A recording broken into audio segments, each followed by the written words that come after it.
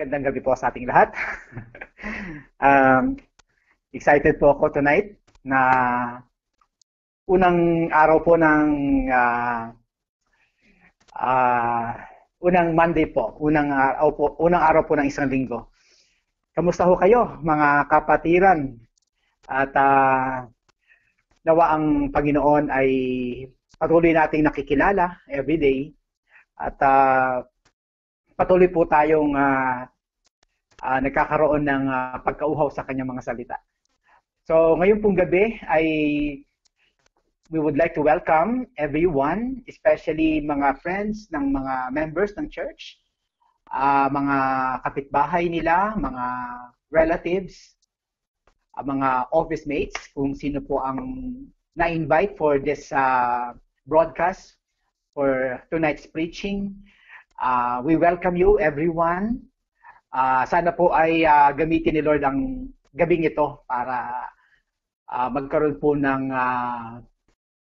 dagdag na blessing kayo sa inyo pong mga buhay. So sa gabi pong ito, ang akin pong ibabahagi sa inyo mga kapatid ay may kinalaman po sa spiritual pandemic. Yan po ang pag-uusapan po natin sa gabing ito. At ipinagmamalaki ko po na itong mensaheng ito ay naintindihan ko at talaga pong nais ko ring ma-share sa inyo mga kapatid itong message na ito. At ako po'y naniniwala na malaking pagpapala po ito. At narito po ako sa inyong harapan para lang magbigay ng konting inspiration, makabigay ng pag-asa, maipakilala ko si Jesus Christ na Panginoon kahit unti-unti ay makilala po natin siya sa pamamagitan ng mga broadcast na katulad ng ginagawa natin ito. So ang ating pong tema, pinamagatan ko po na The Genesis of the Spiritual Pandemic. Yung Genesis, yung pinagmulan po ng spiritual pandemic, ang kanyang global effects and absolute solution. Napakaganda po ng temang ito. Ito po isang pagtatangka na maintindihan po natin ang spiritual pandemic. Aware po tayo na meron pong physical pandemic ngayon na kumikilos sa buong planeta natin. At maiintindihan po natin itong nangyayaring ito sa pamamagitan po ng Bible. So mga kapatid, samahan niyo po ako sa atin pong gagawing pag-aaral. Pero bago po yun, nais ko munang ipaliwanag ang ibig sabihin ng pandemic para po nagkakaintindihan po tayo. At gusto ko rin maiparating ito sa masa na hindi masyadong pamilyar sa term na ito. So ang ibig po sabihin ng pandemic ay prevalent, widespread, or outbreak. Ibig sabihin po, ito po isang klase ng karamdaman o sakit na kalat na po sa buong mundo. Yan po ang ibig sabihin ng pandemic. Alam niyo po, dahil po sa pandemic na ito, ang Amerika po ay talagang napakataas na po ng kanila pong unemployment.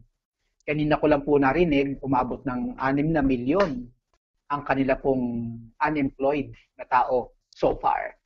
At ang isa sa pinakamayamang tao, si Warren Buffett, nalugi na po siya ng $21 million in 2 to 3 weeks, if I'm not mistaken. So, mga kapatiran, talaga pong papunta po baka papasok ulit ang recession, magkakaroon na naman talaga ng parang plague na kumikilos sa ating bansa. O hindi lang dito, kundi globally. Ngayon po mga kapatid, nais ko lang pong ipakita sandali mula dito sa outbreak o sa pandemic na nangyayari sa ating kapanahunan na ito. Magbigay lang po ako ng isang example din ng physical pandemic in the past. Noon pong 1347 ay meron din pong nangyaring pandemic. Ito po ay nangyari sa Europe at tinatawag po itong bubonic plague. Ito po ay napakatindi rin pong plague. In fact, sa Europe alone ay namatayan po sila ng 50 million. Okay? Grabe po. Hindi po 1,000, hindi po 100,000. Okay, hindi lang po 1 million but 50 million mula po nung 1347 to 1351. So, bali, 4 na taon po ito, 4 to 5 years. So mga kapatid, ang bubonic plague ay tinatawag din lang the Black Plague. At ito po ay kumalat hindi lang sa Europe, kaya tinatawag itong Eurasia. Ito po ay talagang pumasok maging sa Asia. At umabot po ng almost 200 million ang namatay. So mga kapatid, gusto ko lang pong, ang idea ko lang mula sa nangyayari ngayon, wag naman natin kalimutan ang history na baka isipin natin itong nangyayari sa atin ngayon ay parang kawawang-kawawa na tayo. Pero kung pupunta tayo sa history, ay hindi pa ho pala. Kaya tumingala tayo sa ating Panginoon. Okay, alam nyo ba na ang influenza ay pumapatay pa rin ng tao even right now?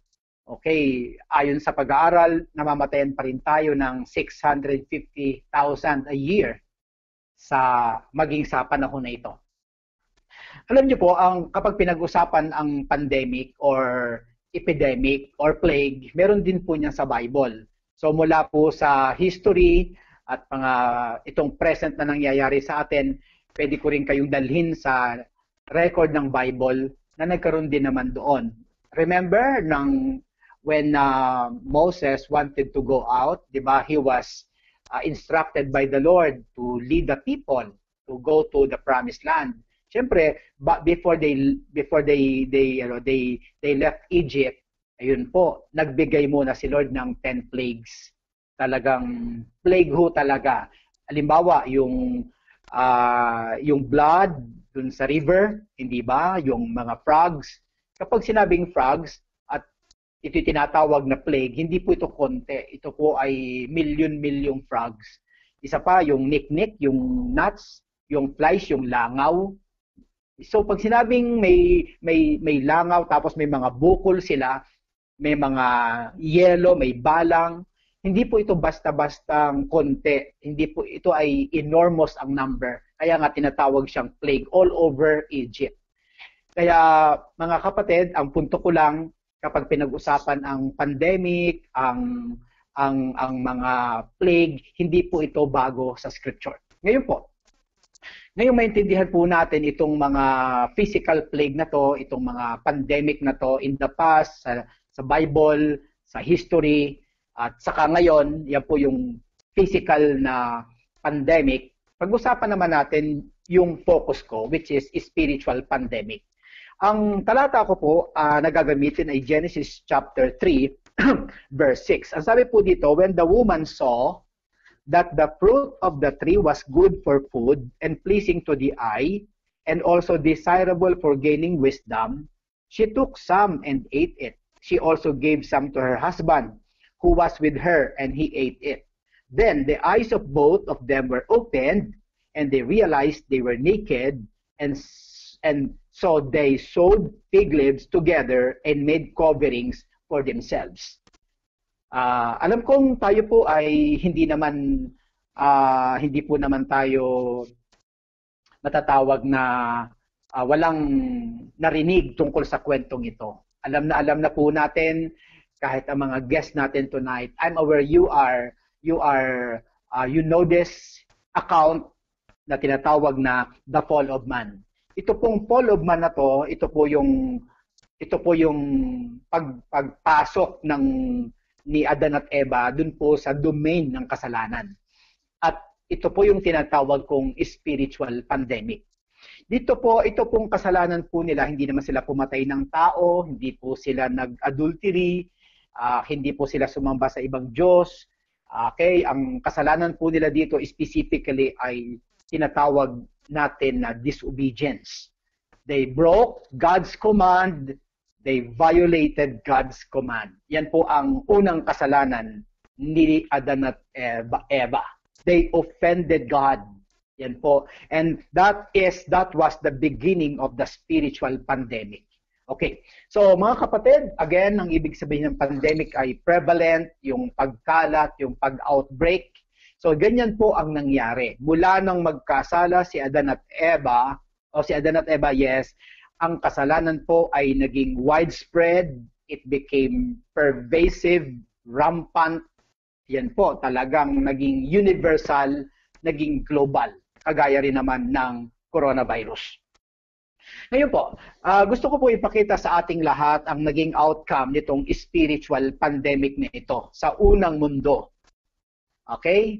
Alam niyo po itong spiritual pandemic na ito na tinatawag nga nating kasalanan, may ginawa po ito, matindi po ang outcome nito.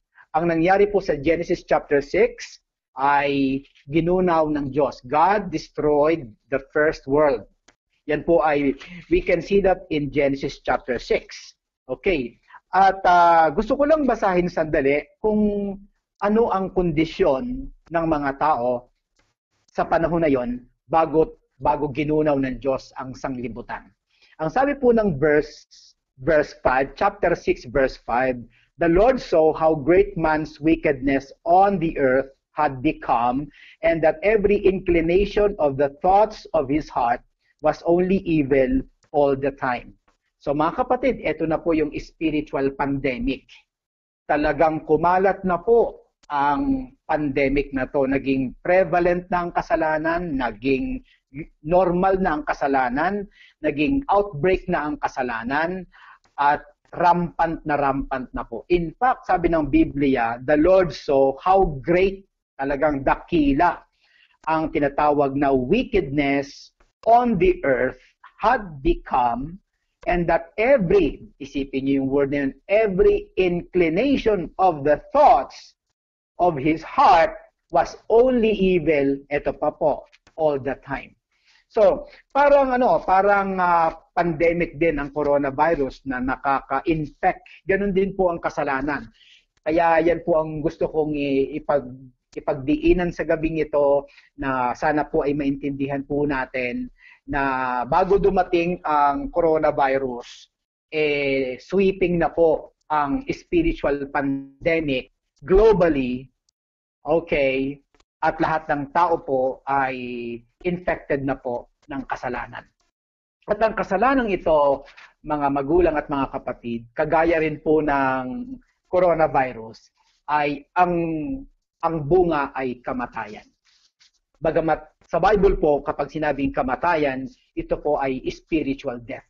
So kung ang coronavirus ay nagdudulot ng physical na kamatayan, ang spiritual pandemic na tinatawag nating kasalanan ay nagbubunga din ng tinatawag na kamatayang spiritual. Okay. So, dito po sa Genesis chapter 6 ay makikita po natin, binasa po natin yung kalagayan po ng mga tao at talaga pong ginuunaw ng Panginoon ang unang sanglibutan. Okay? Okay, para lang magkaroon tayo ng magandang parang comparison. Ilan na ang namatay dito sa COVID-19 worldwide? Okay? Kahapon po, ang aking po narinig ay 58,620 lives. Okay? 58,000. Pero kanina, parang umabot na po ito ng 63. Pero alam nyo ba mga kapatid, ang namatay dito sa Genesis chapter 6 nang gunawin ng Diyos ang unang sanglibutan, ito po ay ang paniniwala po ng mga nag-aral ay aabot po ng 750 million hanggang 4 na bilyong tao ang namatay during that time. So kung sa COVID-19 ay meron na po tayong patay na 63,000 dahil sa pandemic na ito, pero doon sa spiritual pandemic na ating po pinag-aaralan ay pumatay ang sa unang panahon, okay, dahil sa ginawa ng Diyos, umabot po ng 750 million or hanggang sa 4 na bilyong tao. Alam niyo naman nung araw, mga kapatid, ang buhay ng mga tao ay 700, di ba? 500, 600, tapos ang utos pa sa kanila, humayo kayo at pagpakarami. So talagang maraming tao na po noon. At pero ang lahat ng tao noon ay infected na ng spiritual virus or spiritual pandemic na tinatawag ng kasalanan. In fact, ang sabi ng Diyos, ang patotoo ng Biblia, the Lord saw how great man's wickedness on the earth had become, and that every inclination of the thoughts of his heart was only evil. So makikita po natin na yung unang paggunaw ng Panginoon, ang naging dahilan ay ang kasalanan na tinatawag nating spiritual pandemic. So mga kapatid, ganun po katindi ang outcome nitong spiritual pandemic na ito. Talaga pong fatal, talagang deadly, talagang lethal, talagang incurable, untreatable mga kapatid, malignant ang problema ng spiritual pandemic. Kapatid, nandito po tayo para pag-aralan ang mas mabigat na problema ng humanity. Okay? Mas mabigat pa po ito sa problema natin sa coronavirus. Ang coronavirus, in case lang na tayo ay mamatay, ay mapapatay lang po ang ating physical na katawan. Pero itong spiritual pandemic na pinag-uusapan natin, hindi lang ito physical na kamatayan. Ito po ay eternal judgment, eternal condemnation, ito po ay eternal separation from the living God. Kaya po talagang sinisikap po ng mga pastor na katulad namin na talagang i-preach ang katotohanan ito. At ginagamit lang namin ang coronavirus parang stepping stone para maintindihan niyo po ang relevance ng Panginoon sa panahong ito, mga kapatid. So, yan ang unang resulta ng spiritual pandemic na tinatawag nating kasalanan. God destroyed the first world. And then I'll give you another example from Genesis chapter 19. Sa Genesis chapter 19, ay ito naman yung paggunaw ni Lord sa Sodom at Gomorrah. At yun ay dahil din sa spiritual pandemic. Talaga pong grabe po ang kasalanan ng tao. Pero gusto ko lang mapansin nyo mga kapatid, tingnan nyo lang ito Yung Genesis chapter 6, ginunaw ng Diyos. Genesis chapter 6, chapter 7, at chapter 8, ginunaw ng Panginoon ang sanglibutan. 8 lang po ang natira doon. 8 members lang. 8 people lang ang natira, including Noah. Then the 7 are members of his family. 8 lang sila lahat. Chapter 7, chapter 6, and chapter 7, chapter 8. Tapos after that, sila na naman ang nagpasimulang manganak. Pagdating sa chapter 19, ay nagbigay na naman si Lord ng another instance na talagang dumating na naman ang tao sa sukdulan sa kanilang mga kasalanan. At ito lang nga po ay sa Sodom at Gomorrah. Although, that kind of judgment ay hindi naman kagaya ng Genesis chapter 6 na buong sanglibutan. Pero this time, ay 2 malalaking syudad ang kanyang sinira because of homosexuality. So brothers and sisters, ang puntong dinadala ko sa inyo, mga kapatid, ay ganito. Kung yung physical pandemic ay pumapatay, okay, nagpapabagsak ng ekonomiya, nagpapabagsak ng popularity ng isang bansa, nagpapakripol ng sistema ng isang bansa. Ganun, mas matindi po ang crippling effect nitong tinatawag nating spiritual pandemic.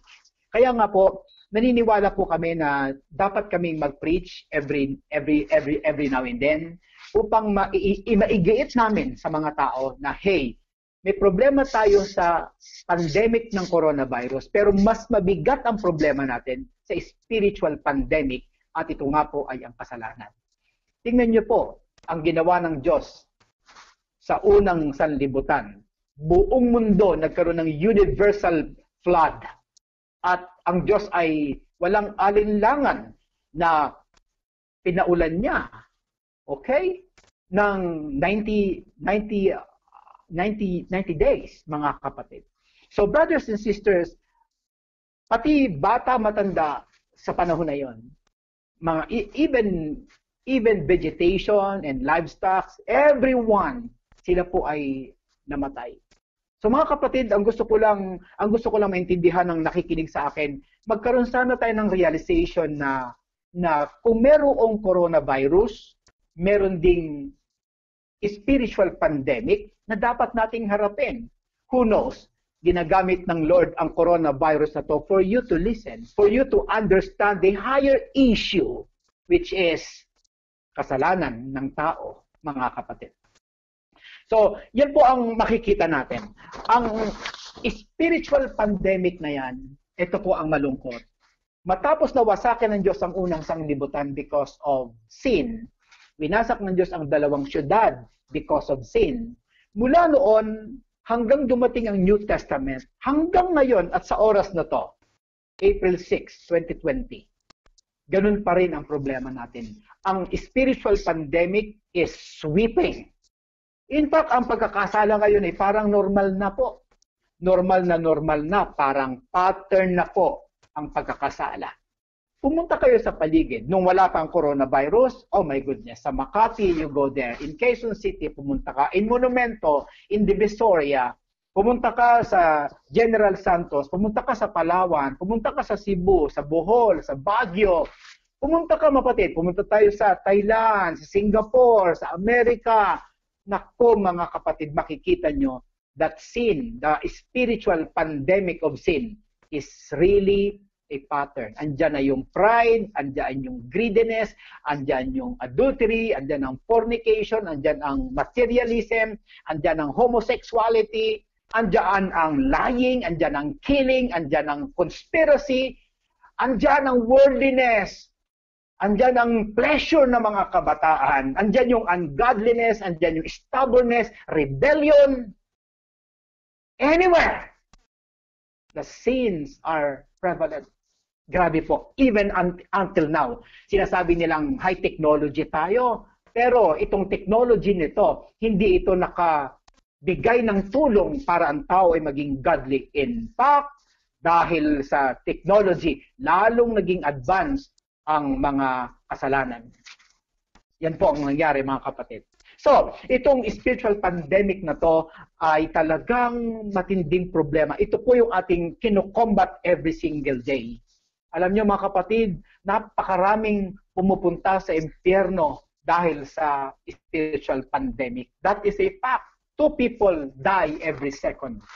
Kaya kami po mga pastor ay nagmamadali at ginagawa ang lahat ng paraan katulad ng panahong ito upang ma-share ang salita ng Diyos. Sin is very, very powerful. It's wrecking families, destroying relationships. Ang divorce rate is shooting up. Depression escalates. Suicides are enormous. Grabe po, name it, greediness, rebellion, wickedness, pride, atheism under the guise of technology. Kitang-kita po natin. Alam niyo po ang isang kinakalungkot ko? Ang isang kinakalungkot, yes, kinakalungkot ko. Ito pong programa anong klaseng foundation ito? Itong kasamahan ng Bill Gates Foundation. Nakita ko po ang kanilang plano na sa loob ng 2010 hanggang sa 2030 ay talagang iti-technologize nila ang buong sanglibutan. And I am so much afraid of that because I know that technology promotes self and pride and human wisdom. And guys, technology removes God in the perspective. Ang dulo ng technology ay pride, ang dulo ng technology ay mindset, ang dulo ng technology nito is atheism. Dahil pag nakapokus ka na sa technology, you don't need God anymore. Yan po, mga kapatid. Pero sana po, hindi po, maintindihan po natin, kaya na makikipaglaban po tayo sa pananampalataya. So dahil dito, mga kapatid, pagdating sa New Testament, ay ipinakita na po ang remedy. Remember, my topic for tonight is the genesis of the spiritual pandemics, its global effects, and absolute solution. So pupunta na po ako sa solution, mga kapatid. In Romans 5:12-14, okay, ay ipapakita ko dito sa inyo ang real problem. Okay, the point, pagka sinabi kong real problem, lumalabas sa aking equation na ito na hindi natin dapat problemahin ang COVID-19. Because the real problem is not COVID-19. Ang real problem ay yung spiritual pandemic na kumikilos sa buong sanglibutan. And let me tell you something. Kapag pinag-usapan ang spiritual pandemic, every human being is a carrier because everyone is already infected by the power of sin. Let me show you in verse 12. Ang sabi po ng chapter 5, verse 12. Tingnan niyo po ito, mga kapatid. Baka makakatulong ito sa atin. Romans chapter 5, verse 12, sinasabi po dito ang ganito. Therefore, just as sin entered the world through one man. Diyan lang muna tayo. Kaya nga, therefore, just as sin, yung spiritual pandemic, entered the world through one man. Sino po yan? Adan at Eva. Adam and Eve. Okay, at dahil sa kanila, and death through sin, yung kamatayan ay pumasok din because of sin. So mga kapatid, ganito po yun. So, dati walang kasalanan ng sanglibutan, wala pa ang kasalanan. Nagkasala si Adan at Eva. Nung magkasala po sila, yun po ang naging password, yun ang naging pinto, yun ang naging passage para pumasok ang kamatayan. Yan po ang nangyari. At ang sabi rito, and in this way, death came to all people. Why? Because all have sinned. So mga kapatid, lahat-lahat na, nilalahat na po na ito ng scripture. Lahat na po ng tao ay kumikilos na ang law of the spirit of death sa kanyang katawan. Kaya mga kapatid, ang katawan natin, I tell you, this is subjected to frustration. Kahit na anong banat, kahit na anong nose lift ang gawin natin, kahit anong stem cell ang itulok natin sa ating physical na katawan, one day, we will retire, mga kapatid. Because yan po ay nakasulat sa Biblia. Ulitin ko po ang sabi ng Bible para makain natin. Therefore, just as sin entered the world, okay, yung buong sanglibutan, through one man, yung si Adam, and death through sin, pumasok na ang kamatayan. And in this way, death came to all people, name it, okay, because all have sinned. So mga kapatid, ito po ang akin pong pinaka-gist ng akin pong pagtuturo tonight. Talagang gusto ko pong bigyan sa inyo ng diin itong kasalanan na ito, itong tinatawag nating spiritual pandemic na ito, na dahil sa kasalanan ay talagang pinasok tayo ng kamatayan. By the way, ang ibig pong sabihin ng kamatayan sa Bible, in the Bible, itong Bible term na to, ang ibig pong sabihin niya sa theology ay separation. Okay. Nang sinabi ng Diyos na kapag kinain ni Adan at Eva ang bunga ng puno, sila'y mamamatay. Hindi naman talaga sila matay physically, pero pinalaya sila ng ating Panginoon. Okay? They were sent away by the Lord. Nagkaroon na ng separation na dating sa paradise sila, pero they were sent out by the Lord. Yun po ang ibig sabihin ng death. Ang death ay separation, at ang ibig sabihin ng mga kapatid ay ang pinakadulo po nun ay eternal separation from the Lord. So mga kapatid, tingnan niyo po, unlike sa COVID, hindi lahat affected. Ako, I'm sure, wala po ako. Kayong mga nakikinig sa akin, more or less, wala din po kayong COVID. Pero pagdating sa spiritual pandemic, mga kapatid, ay lahat na po tayo. Let me explain, mga kapatid, to you. Ito pong kamatayang spiritual. Ito pong spiritual pandemic na to. Sa COVID, mga kapatid, paano nahahawa ang tao? Ang tao po ay nahahawa sa COVID dahil ang mga example ay nakatabi mo ang may COVID. O kaya nahawakan mo ang ginamit niyang baso. Or natanggap mo ang ubo niya. Yan po. O nasa kalsada ka at nakalanghap ka ng virus sa hangin dahil airborne, ayun, nahawa ka. Ngayon mga kapatid, ganyan po ang ganyan ang paraan para ma-transmit sa iyo ang COVID, ang virus na to, itong coronavirus. Pero sa spiritual, iba po ang usapan. Sa spiritual mga kapatid, do you know? Alam niyo ba mga kapatid, pagdating sa spiritual pandemic, hindi mo na kinakailangang mahawa. Dahil automatic na po tayong infected na po tayo. To be honest with you, mga kapatid, when you were still in the womb of your mother, nung nandyan ka pa lang sa tiyan ng nanay mo, mga kapatid, yung kasalanan, yung nature ng kasalanan ay nasa atin na po. Hindi po yung kasalanan ni Eva ang nasa atin. Hindi po natin sinasabing, kinain ko din yung bunga ng puno. Hindi po ganon. Ang napalipat sa atin, ang natransmit sa atin, mga kapatid, ay yung nature ng kasalanan. It was the very nature, mga kapatid. Yun ang nasalin sa atin. When you were yet in your mother's womb, you are already a recipient. Ang katawan mo na, kahit parang it's a fetus pa, ikaw ay already infected. Wala ka pang ginagawang kasalanan. You know, it was so tragic. It was so tragic that, I should say it's unfortunate, mga kapatid. And I should say it's so unfair na tayo po naging makasalanan na hindi naman natin ginawa. But that's the reality, mga kapatid. That's the reality. Yan ang nangyari talaga na tayo po ay infected na. Sa coronavirus, you need to be infected. You need to be infected. Kinakailangan matransmit sa iyo ang kanyang virus. Pero pagdating sa spiritual virus, sa spiritual pandemic, hindi po ganoon ang usapan. Nasa tiyan ka pa lang ng nanay mo ay infected ka na ng kasalanan. Sinalo mo na ang tinatawag na nature of sin. That, we call it the representative principle. Ang ibig sabihin ng representative principle, dahil kay Adan, na magulang natin, siya yung ating representative, lahat na tayo, bagamat hindi natin ginawa ang kanyang kasalanan, tayo ay naging makasalanan na rin. Dahil kay Adan.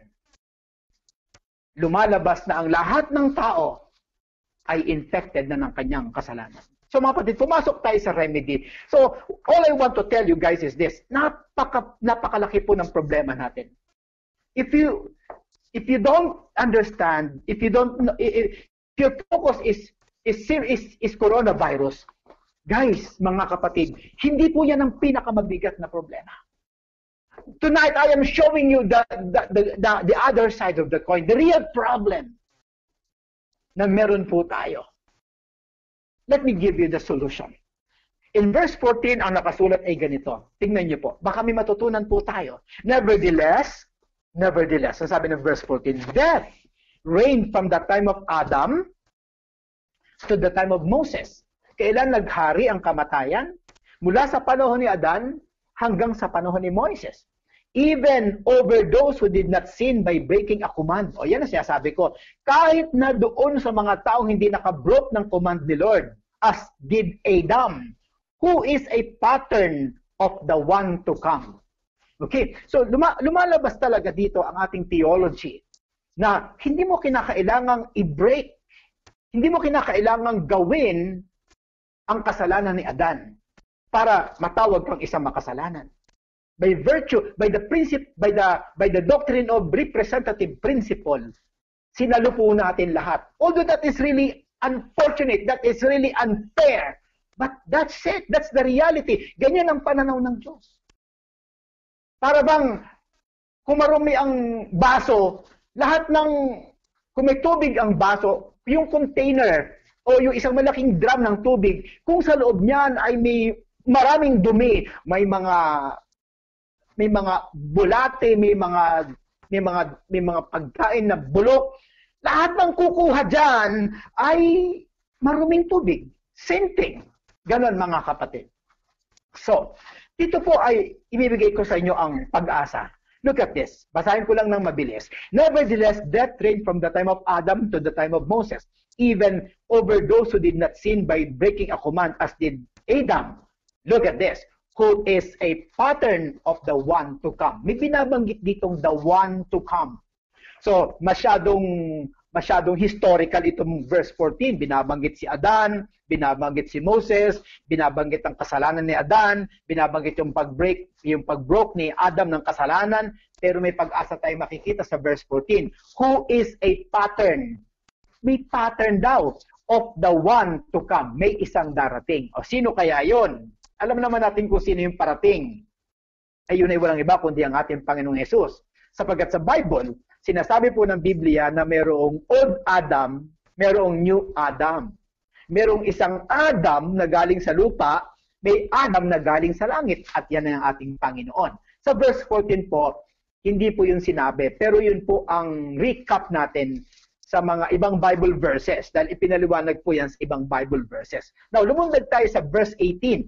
Ang sabi po ng verse 18, consequently, just as one trespass, okay, yung trespass nung isa, resulted in condemnation for all people. Ito yung sinasabi ko sa inyo, representative principle. Sino nagkasala? Isa lang, hindi marami.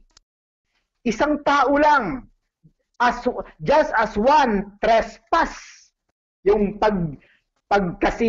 pagsuway ng isa resulted in condemnation for all people. Di ba? Very, very, very unfortunate. Very, very unfair. Para bang siya ang kumain ng mangga, lahat tayo nangilo. Something like that. Pero wala tayong magawa. That's the principle of God. Wala tayong magagawa. But don't worry, God made a way. Later, I'll show you. Sabi niya, consequently, as one trespass resulted in condemnation for all people, so also one, may binabanggit na namang one righteous act resulted in justification and life for all people. Wow, look at that.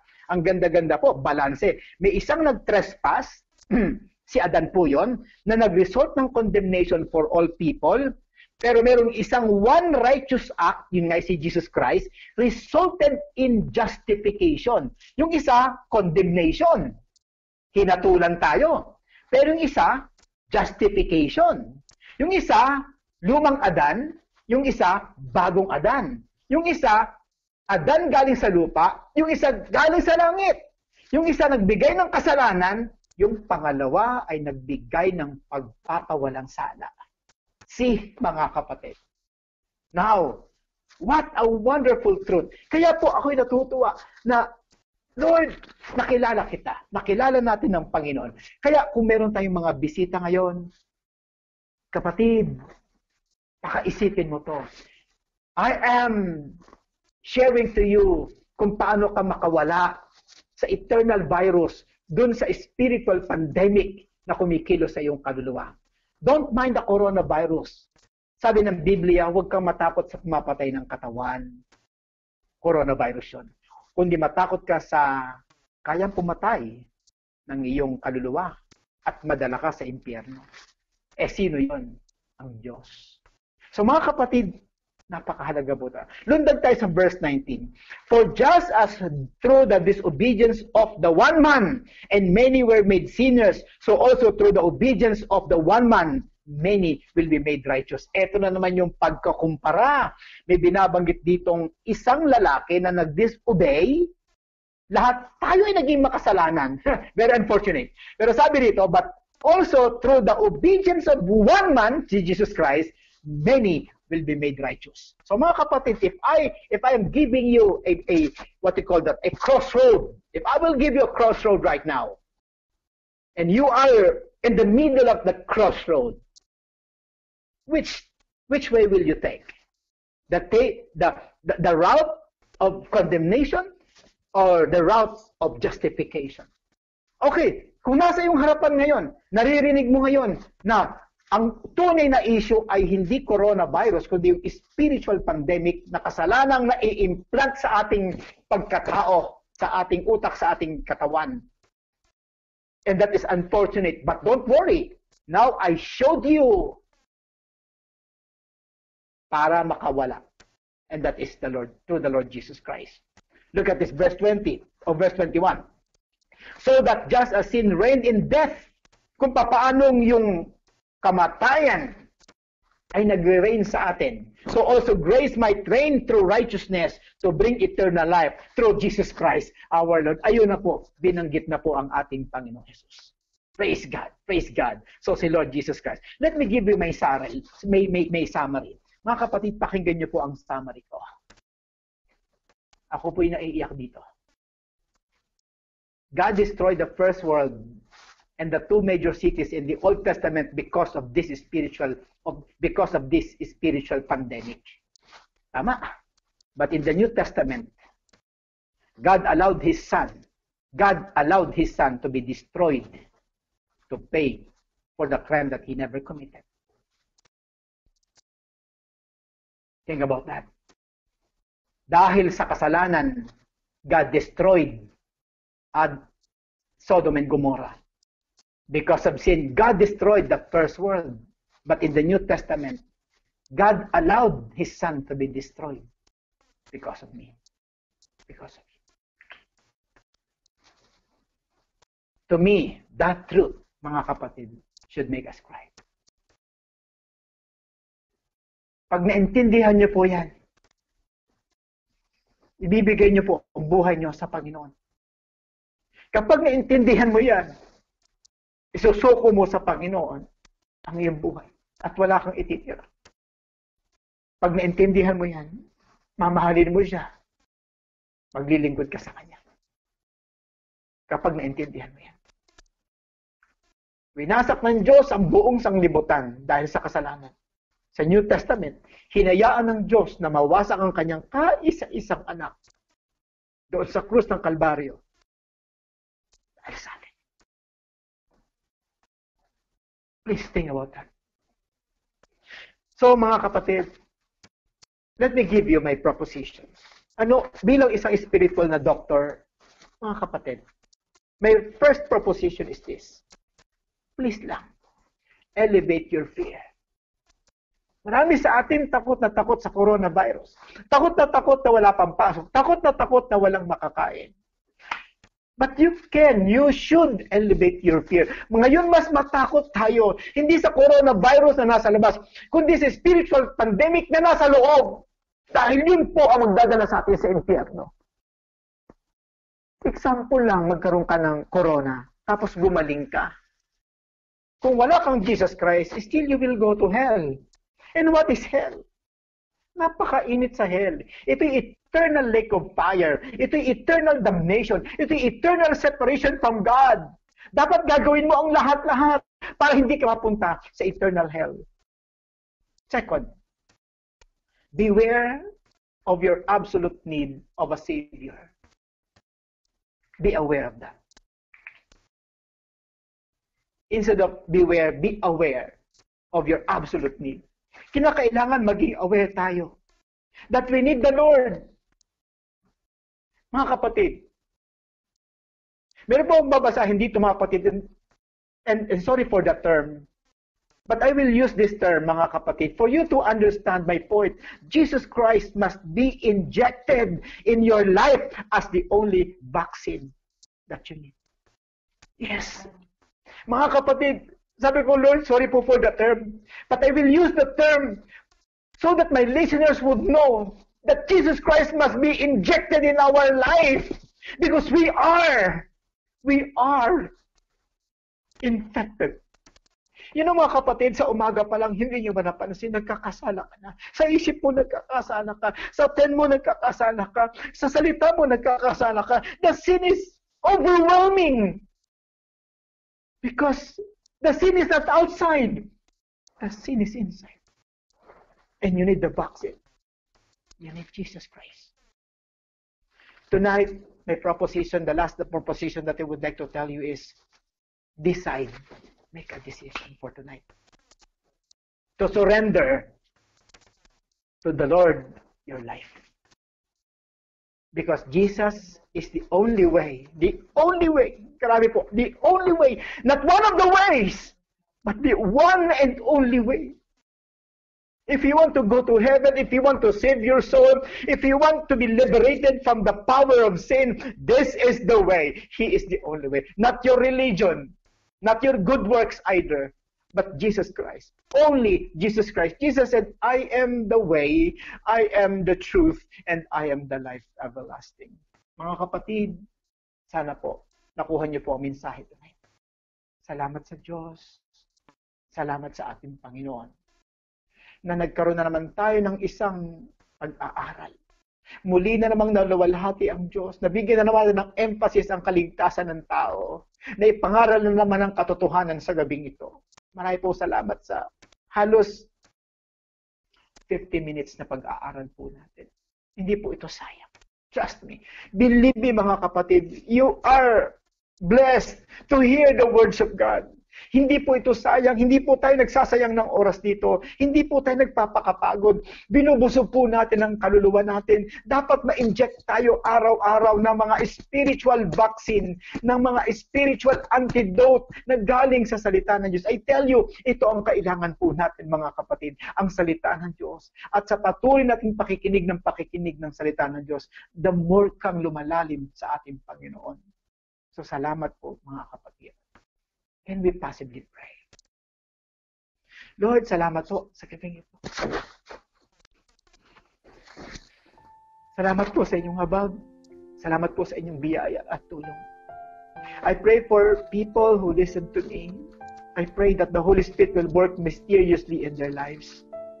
Father, give them the spirit of repentance tonight. Give them the spirit of humility. Lord, I pray that your Holy Spirit will work in their lives. Let them see you. Let them understand you. Illuminate them, Lord God. Open their hearts. Lord, the power of the Holy Spirit, whom I trust, Lord God. Kumilos po kayo sa kanila powerfully and mysteriously. Because tonight is your night, Lord God. Lord, I have no desire, but these people will know you, Lord God. At ganun ka rin, Lord God. 10 na mga kasamahan namin sa church. Salamat po sa gabing ito. Salamat ng maraming, Lord. Pinabalik ko sa inyong lahat ng kapurihan at lahat ng kaluwalhatian.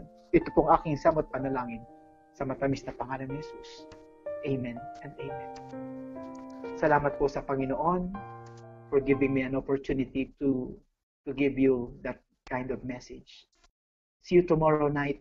If the Lord is willing, I will face you again.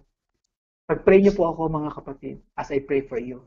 Salamat po sa lahat ng mga nakinig sa buong Pilipinas at sa mga kapatiran natin sa iba't ibang bansa. May mga nakikinig na po sa atin ngayon sa India, sa Africa. Natutuwa po tayo. Every single day, tayo po ay nakakawin ng kaluluwa. Ang dami na pong testimonies. Sa akin pong personal messenger, ang dami pong dumarating. God bless you all. May God be glorified. God bless. Good night. Good night. God bless.